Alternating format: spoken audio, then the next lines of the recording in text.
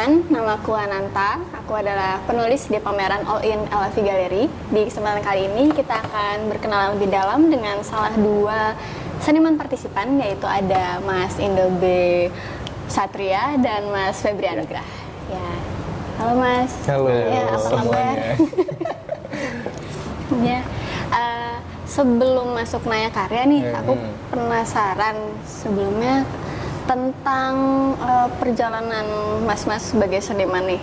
Awal mulanya gimana? Kalau yang aku baca kan sebenarnya dari SMA, SMK ya. Iya, SMK. Tapi sebelumnya emang udah ada ketertarikan ke berkesenian? Febri dulu. Oke. Kalau aku sebenarnya semenjak SMA doang sih, karena itu kayak apa ya, kejadian yang tidak diduga gitu, kecelakaan kan. Enggak, maksudnya kecelakaan dalam arti akademis ini. Jadi kayak waktu itu kan aku bingung kan. SMP itu lulus mau kemana nih gitu. Nah, terus mantan pacarnya kakakku saat itu menyarankan aku untuk ke SMSR nih gitu. Itu. Nah, dari situ ya udahlah. Satu semester itu aku bingung, ini sekolah apaan nih kesenian, nah gitu-gitu kan. Hitung gambar dan sebagainya, kan aku nggak bisa, emang basicnya nggak ada gitu.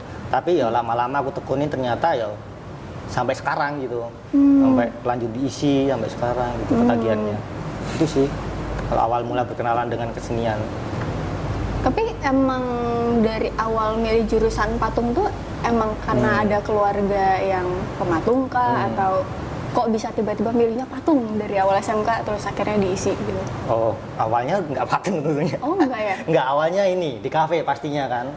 Kalau ini sekolah seni, oh mesti di kafe nih, desain gitu. Cuman karena dulu kan masih sistemnya NEM ya. Kalau zamanku itu masih NEM gitu peringkatnya. Nah aku nggak lolos nih. Terus masih ada 3 sisa antara patung, keramik sama kayu gitu. Terus aku mikir, oh kalau keramik kayak di Kasongan nih gitu.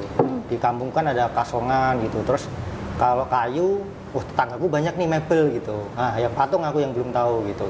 Makanya tertarik aja lah ke patung gitu. Itu sih.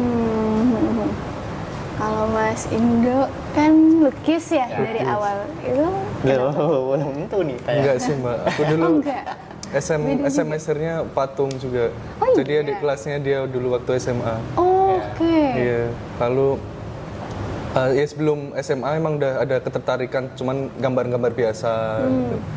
Terus setelah itu daftar SMSR emang tadinya pengen daftar lukis, cuman ada teknis lah. Jadi waktu keluar kota ternyata ujian untuk masuk ke lukis itu dimajukan, jadi aku nggak bisa ikut ujian itu. Akhirnya yang tersisa waktu aku pulang ke Jogja itu yang tersisa cuman jurusan patung sama keramik atau apa yang lainnya. Terus ya udah aku pilih patung akhirnya. Nah terus 3 tahun di patung tuh aku juga tetap ngelukis. Jadi pameran lukis. Teman-teman juga kan bisa belajar dari teman-teman lukis itu. Terus waktu lulus dari SMA daftar ke isinya langsung daftar lukis itu. Begitu. Kalau Mbaknya? Nanya ke aku juga nih. Nanti. Tapi kalau sebelumnya kan bikin karya tuh kan karena memang ada tuntutan akademis ya, baik itu di SMK ataupun kuliah. Nah setelah lulus kan udah nggak ada tuntutan itu tuh. Tapi Mas Febri dan Mas Indo tetap menjalani, pada akhirnya memilih berkarya sebagai seniman. Itu apa sih yang bikin tetap pengen bikin karya sampai sekarang gitu? Siapa dulu nih? Oh iya, karena tadi Mas Febri dulu, gantian. Mas Indo dulu. Waktu setelah lulus kuliah berarti ya? Iya. Sebenarnya setelah lulus kuliah aku sempet vakum mungkin 2 atau 3 tahun itu nggak berkarya tuh. Jadi sebenarnya waktu lulus pun aku berkarya karena TA itu, tuntutan TA. Karena kalau nggak TA mungkin aku nggak berkarya juga. Ada kesibukan lain lah dulu. Senang sama hal lain tuh. Aku mulai aktif berkarya ini dari tahun lalu, 2 tahun yang lalu mungkin. Awal-awal itu. Jadi ya sampai sekarang ini sih. Nah selama ada jenjang waktu itu ya hampir sama sekali nggak buat karya aku Mbak. Nah itu terus kemarin lihat teman-teman semangat lagi, terus kayaknya seru, terus baru banyak istirahat di rumah gitu. Terus akhirnya aku melukis lagi. Itu Selama vakum ngapain Mas? Kalau boleh tahu. rahasia sih. Oke, Oh enggak deh. berarti nggak boleh. Bisa Mbak. Selama vakum ya. Ya dulu olahraga main gitu. Asik. Gitu-gitu. Ada kerjaan juga, jadi udah ngerasa udah ada pemasukan kan Mbak. Jadi udah nggak perlu ya dilukis dulu harus survive, harus apa, terus udah dapat uang dari hal lain, jadi tekun di situ dulu. Itu terus kenapa melukis lagi perlu ditanyain nggak? Iya. Oke. Kenapa tuh Mas? Jadi aku tanya sendiri nih, kenapa melukis lagi? Nah dulu ada insiden kecelakaan olahraga itu Mbak, jadi operasi siku gini kan. Oh. Nah itu ternyata membuat aku lama di rumah itu nggak bisa ngapa-ngapain, nggak bisa olahraga lagi, nggak bisa keluar main-main, kerja juga sedikit akhirnya, terus masih ada kanvas kosong gitu. Akhirnya yaudahlah aku ngisi waktu luang dengan melukis itu, biar nggak bosen di rumah. Akhirnya terus diajak teman pameran, akhirnya terus ada yang tahu, terus diajak pameran gitu-gitu sampai sekarang seperti itu. Tepuk tangan nggak perlu ya? Nggak usah. Oke. Kalau Mas Febri? Kenapa memutuskan untuk masih berkarya? Karena kupikir 10 tahun itu kan bukan waktu yang singkat ya secara proses ya dari SMA sampai kuliah gitu. Terus sangat disayangkan aja ketika langsung memilih jalan yang tidak sesuai, aku pikir. Itu sih. Jadi ya udahlah, yang udah basah ya udah lanjutin aja gitu. Sekalian Itu ya? sih, sekalian basah sekalian gitu. Ya udah, aku pasrahkan ini ke seni rupa gitu.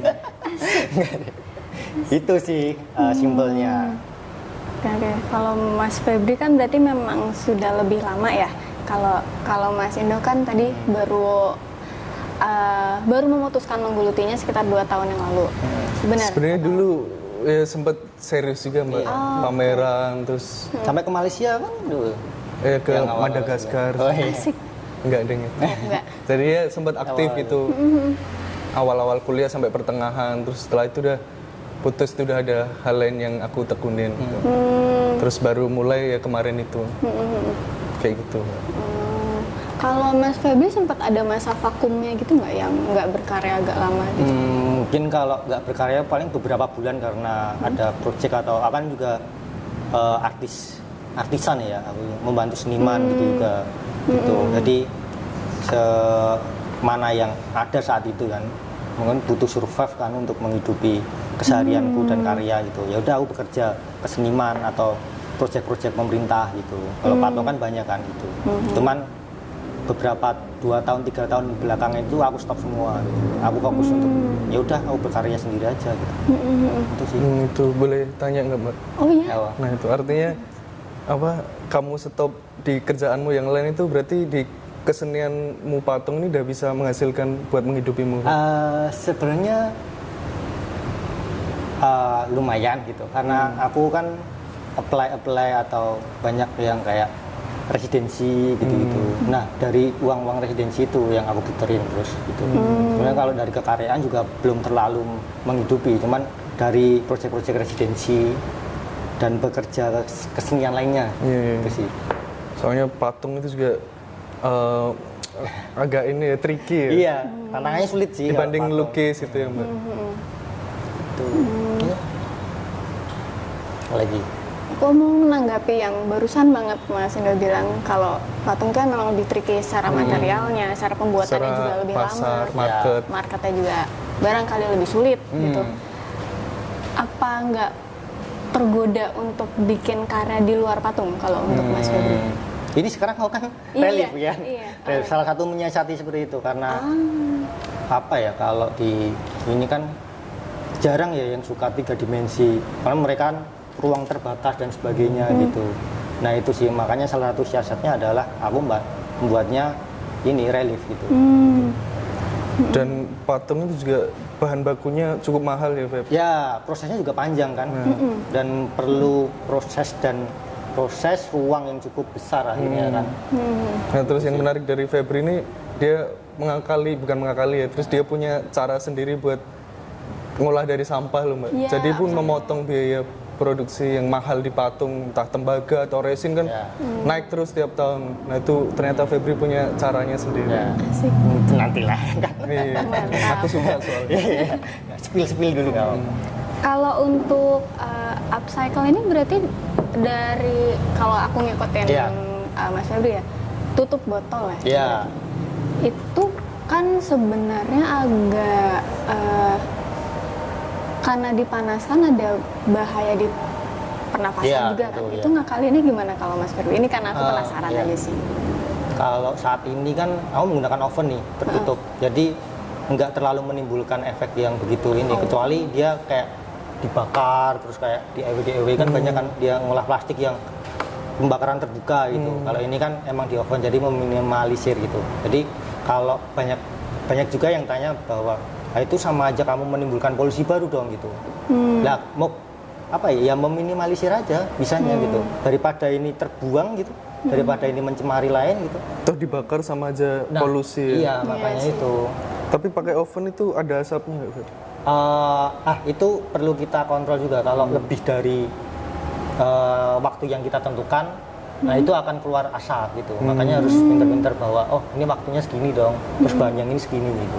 Mulai eksperimen pakai bahan dasar itu kapan, Mas Febri? Udah 2 tahun ini sih, cuman tahun terakhir. baru berani ke publik itu 1 tahun ini.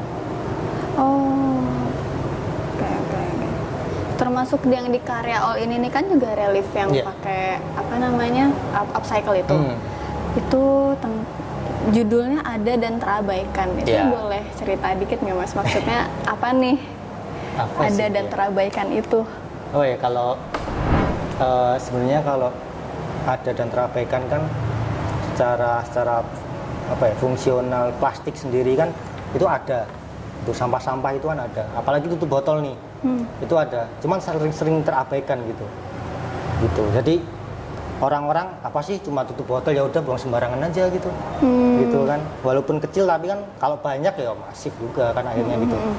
Jadi ada imbas yang cukup besar gitu. Dan itu kan juga ikon yang aku buat itu kan bunga gambir gitu. Jadi pada awalnya dulu kan bunga gambir kan banyak di daerah Sumatera. Jadi masa kolonialisme itu orang-orang kolonial itu datang untuk mengambil bunga gambir gitu.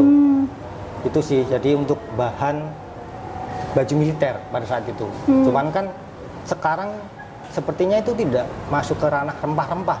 Gitu. Ranah apa? Ya itu jalur rempah.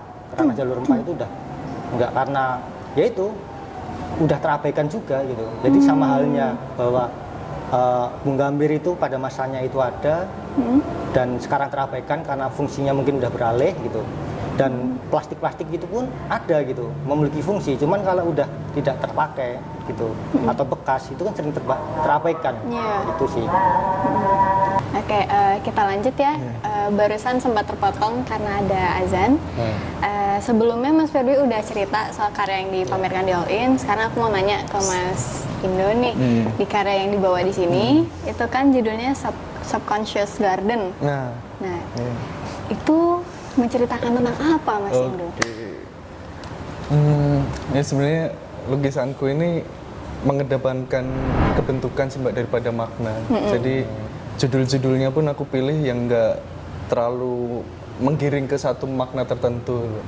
Jadi aku pengen memberikan pengalaman estetis formalis sama penonton gitu. Jadi nanti makna objektifnya aku hilangin di objek-objekku nih. Jadi kayak raut muka, terus ada simbol-simbol yang mungkin menggiring ke satu makna tertentu itu aku hindarin dari situ. Jadi biar penonton ini bisa memaknai sendiri lukisanku. Dia punya makna spesifik tentang lukisanku sendiri. Tapi Biasanya sorry. Lanjut. sorry. Enggak. Iya, lanjut. Iya. Kalau sejauh ini ada yang pernah mengutarakan pembacaan karyanya Mas Indo nggak, kayak menurutku karyanya Mas Indo ini tentang bla bla bla bla gitu. Ada yang pernah menyampaikan itu nggak? Karena kan dibebasin nih. Ada Mbak, cuman nggak spesifik sih. Karena pun di lukisanku kan ya kayak cerita itu aku hindarin. Jadi ada misal objek yang aku gabungin terus kayaknya menceritakan sesuatu nih, itu aku hindarin tuh Mbak. Jadi cuman yang mereka dapatkan itu ya kebentukannya itu. Sebenarnya ini kan dulu didapatkan di karya-karya abstrak atau formalis biasanya. Jadi orang lihat tuh cuman yang memukau itu bentuk-bentuknya, bukan dari maknanya itu. Karena sebelumnya dulu aku sebenarnya ngelukisnya abstrak juga Mbak. Nah itu aku lihatnya menarik itu pengalaman estetis formalis daripada pengalaman estetis empiris yang mengedepankan rasa itu. Kalau aku kan ngambilnya dari si Cliff Bell nih, kata dia kan kalau lukisan yang mengedepankan rasa itu bisa ditemukan di mana saja. Kamu lihat film ya sedih atau lihat kesenangan atau apa ketakutan itu bisa menemukan di hal lain selain lukisan. Nah kalau di karya abstrak atau formalis ini dia kekuatannya dari bentuk loh Mbak. Jadi orang melihat itu punya perasaan yang signifikan tersendiri loh. Nah aku suka di situ. Nah itu aku coba wujudin ke dalam karya yang objeknya teridentifikasi.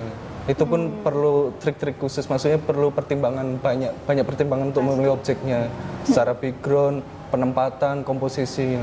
Jadi sebenarnya yang aku utamain di sini akhirnya komposisi sih Mbak. Karena dari objek-objeknya pun nggak aku terlalu ubah kayak ada yang bilang ini apa lowbrow atau surrealis yang kayak gabungan biasanya kan penggabungan manusia, hewan atau apa itu aku hindarin. Jadi semua objekku di sini masih masuk akal. Jadi orang lihat tuh masih bisa relevan sama apa yang dia pikirkan itu. Kurang lebih kayak gitu sih. Nah, karena mengedepankan kebentukan, yang justru ingin aku tanyain sih, sebenarnya yang meninfluence pemilihan visualnya Mas Indo tuh dari mana sih? Apakah ada satu style tertentu atau beberapa seniman yang pada akhirnya jadi acuan buat Mas Indo? Oke. Dulu awal aku buat karya ini tuh sebenarnya dari ada seniman kertas apa kolase Mbak di London atau apa, dia benar-benar motong dari kolase gitu, tapi backgroundnya dia polos-polos. Nah terus itu aku lihat juga Hieronymus Bosch itu, dia aku lihat objeknya kecil gitu dan apa random gitu. Aku lihatnya, ini kayak kolase nih. Akhirnya dari awalnya dari dua seniman itu aku gabungin Mbak, jadi yang aku pengenin sendiri. Itu sih Mbak. Dan objek-objeknya pun aku kadang ada yang pop, ada yang abstrak, ada yang apa, jadi aku nggak pengen juga terlalu ngasih apa identitasku di situ Mbak. Nggak pengen aku harus karakterku ini nih, terus setiap lukisan ada itu aku hindarin juga Mbak. Jadi kadang random aja objeknya Mbak.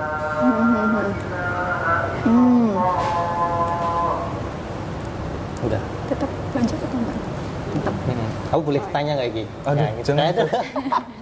Nggak, mesti kan menarik kalau melihat Indo yang dulu dan sekarang. Asik. Nggak, bagaimana proses apa ya?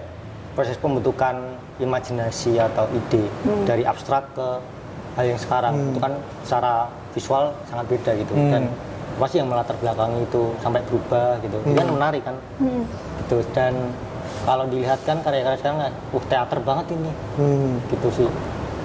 Orang berimajinasi gitu. Sebenarnya bahkan dulu di awal-awal tuh ini secara visual kan beda banget ya. Cuman aku bilang, aku rasa lukisanku ini masih abstrak, masih formalis, masih kebentukan aja. Cuman yang bedain itu hanya kulitnya saja loh Mbak. Jadi rasa caraku nempelin objek-objeknya, pemilihan warna, komposisi itu dulu aku dapetin dari abstrak itu Mbak. Di abstrak kan aku nggak mikirin maknanya ini harus menceritakan apa. Jadi komposisi sprat di sini biru, di sini hijau gitu, terus besar kecilnya. Nah itu aku adaptasi ke visual yang sekarang ini dengan objek yang teridentifikasi mungkin gitu. Kalau dulu di abstrak nggak teridentifikasi nih, sekarang sama nih, misal dulu di abstrak aku komposisi sini perlu hijau nih, aku sprat pakai cat hijau. Di sini kalau sekarang misal aku perlu hijau ya aku cari objek yang berwarna hijau, terus ukuran dan komposisinya itu rasa sih, feeling loh Feb. Jadi aku hindarin makna-maknanya itu. Berarti objek-objek pun bisa objek-objek tanpa makna juga, yang penting komposisi dan justru harus tanpa makna kalau aku. Jadi aku membebaskan lukisanku ini dari beban makna sebenarnya. Kayak di abstrak dulu ya, itu tadi aku pengen apa yang di pengalaman estetisnya itu bentuk loh. Ini karena aku dulu ngerasain itu sering Mbak. Jadi mungkin kita pernah ya lihat satu lukisan abstrak atau formalis nih kok suka, cuman aku nggak tahu ada rasa yang aneh loh. Ini bukan sedih, bukan gembira, cuman suka aja gitu. Ada ketertarikan. Nah itu aku dulu nggak tahu ini apa, tapi setelah kita belajar terus aku baca-baca Cliff Bell itu tentang pengalaman estetis, ternyata itu dijabarin banyak loh. Pengalaman melihat bunga yang kecil itu emang indah, terus melihat air terjun itu juga indah, ternyata beda rasanya gitu-gitu. Nah terus ya itu sih. Menarik. Sebenarnya dulu kenapa visualku jadi kayak gini nih ada nyambungnya Sini karena aku ya. kecelakaan itu. Aku pengen di rumah itu kalau dulu lukisan yang kosong itu mungkin kecil ya, 70 atau 90. Nah, aku kalau ngelukis abstrak itu mungkin sehari 2 hari selesai, Mbak. Terus habis itu aku mau ngapain sedangkan aku masih di perban gini kan. Nah, akhirnya aku cari visual yang lama lah di depan kanvas biar aku seminggu bisa gambar kecil-kecil gitu. Awalnya itu sih. Terus aku cari referensi, cari apa. Pun akhirnya yang tertuang pun kayak yang di abstrak kemarin aku rasa pemilihan objek atau komposisinya. Nah, itu ternyata emang aku ternyata nikmat juga gambar lama di depan kanvas kecil-kecil gitu. Ternyata oke juga.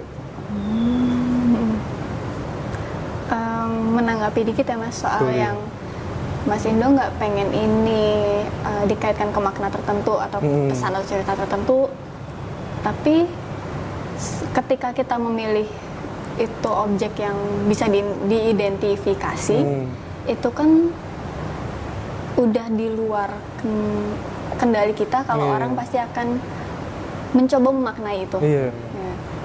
Jadi ada korelasi yang pada akhirnya orang buat gitu.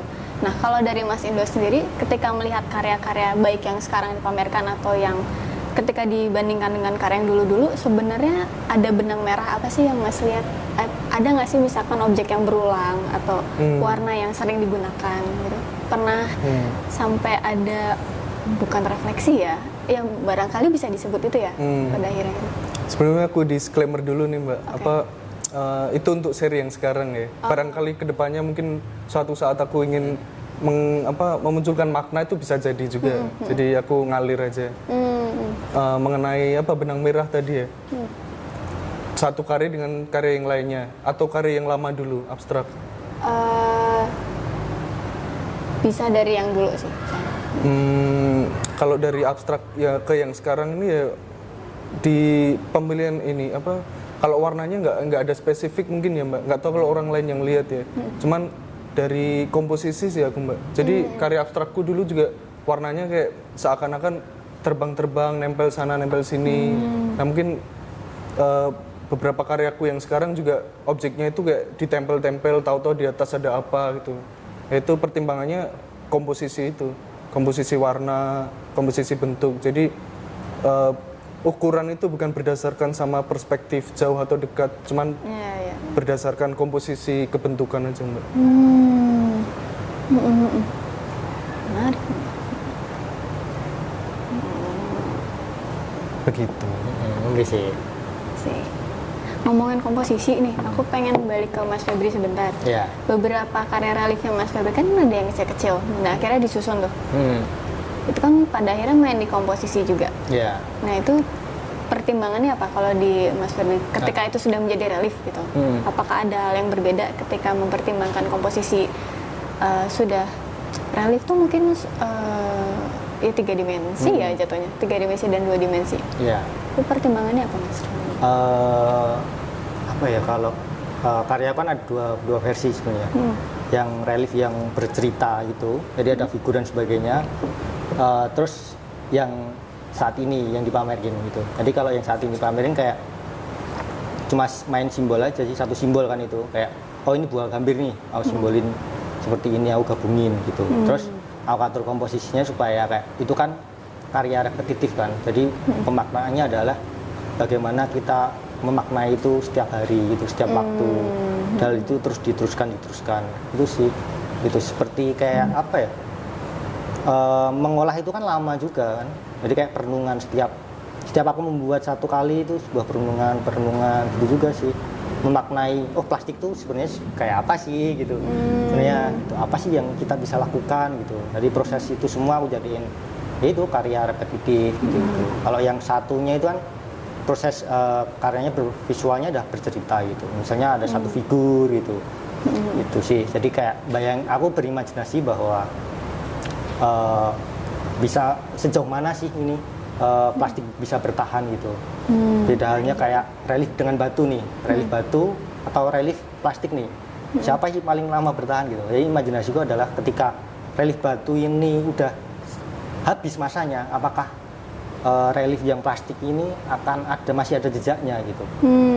Sampai saat ini kan kayak teori atau pengembangan tentang limbah plastik, penguraiannya itu kan masih terus dilakukan ya gitu. Atau bisa bertahan berapa ribu tahun atau berapa ratus tahun misalnya.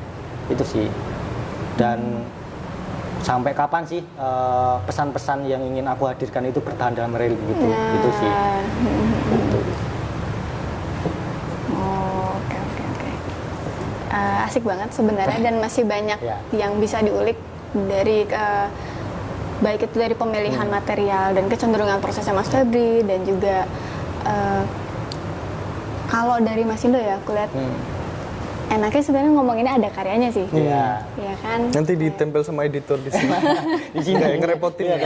Gitu ya. Kayak pemilihan objek-objek yang pada akhirnya tadi sebenarnya ini ada maknanya atau enggak, itu kan bisa banget nih kita kulik-kulik. Cuman barangkali itu akan aku serahkan ke teman-teman yang menonton. Kalau misalkan mereka ada pertanyaan lebih nih atau penasaran sama karya-karyanya Mas, mereka bisa cari tahu kemana Mas? Di Instagram tentunya kan? Asik. Instagram kami. Apa dong? Apa Indo Instagram? Bisatria. Indo Bisatria dan Febri Anugrah atau di studio saya, Lelaku Studio. Oke. Iya. Terima kasih banyak Mas Terima sudah kasih. bercerita Terima kasih. sedikit. Gimana menutupnya ya? Kita cukup saja gitu. Kita Oke. cukup sih. Barangkali sekian untuk sesi pertama. Nantikan sesi kedua bersama dua seniman lainnya. Terima kasih.